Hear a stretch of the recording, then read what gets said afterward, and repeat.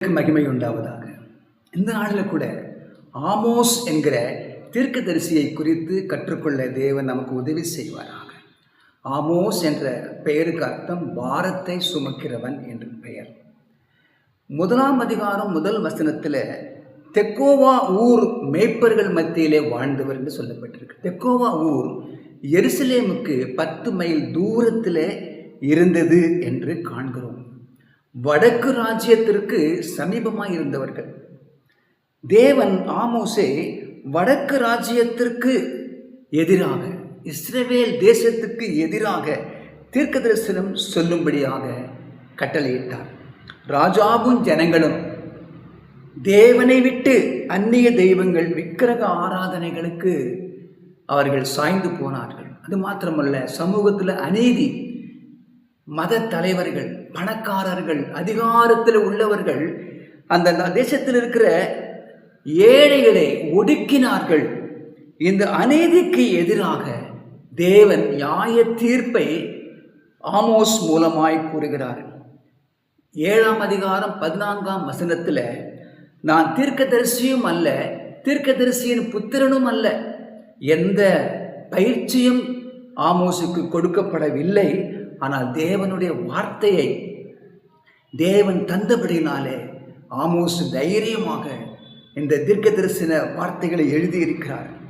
4ஆம் அதிகாரம் 12ஆம் வசனத்தில், உன் தேவனாகிய கர்த்தரை சந்திக்கும்படி ஆயத்தப்படு என்று கடினமாக தைரியமாக உரைக்கிறதை கூட பார்க்கிறோம். 5ஆம் அதிகாரம் 4ஆம் வசனத்தில், என்னை தேடுங்கள் அப்பொழுது பிழைப்பீர்கள். 14ஆம் வசனத்தில், தீமையை அல்ல நன்மையை தேடுங்கள், நன்மையை நாடுங்கள் என்று சொல்லுகிறார்.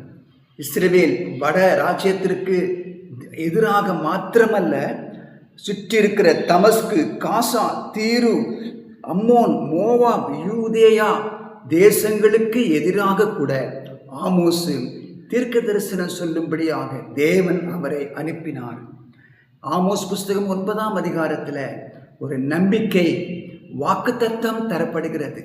என்னதான் கடினமாக கடிந்து கொண்டு நியாய தீர்ப்புகளை கொடுத்தாலும் கூட தேவனுடைய அந்த மாறாத அன்பு இந்த 9ஆம் அதிகாரம் 12ஆம் வசனத்திலிருந்து சொல்லப்படுகிறது.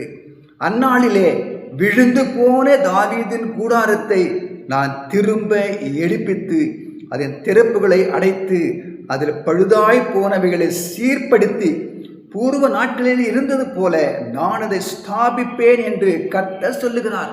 அதை செய்கிற கர்த்தர் சொல்லுகிறார் என்று சொல்லி ஒரு நம்பிக்கை. புதிய ஏற்பாட்டில் சபைக்கு தாவீதின் கூடாரம் என்று பெயர்.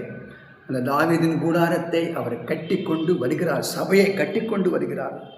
13ஆம் வசனத்தில், உழுகிறவன் அறுக்கிறவனையும் திராட்சை பழங்களை ஆலையிடுகிறவன் விதைக்கிறவனையும் தொடர்ந்து பிடித்து பர்வதங்கள் திராட்சரசமாய் வடிகிறதும் மேடுகளெல்லாம் கரைந்துமான நாட்கள் வரும் என்று கர்த்தர் சொல்லுகிறார்.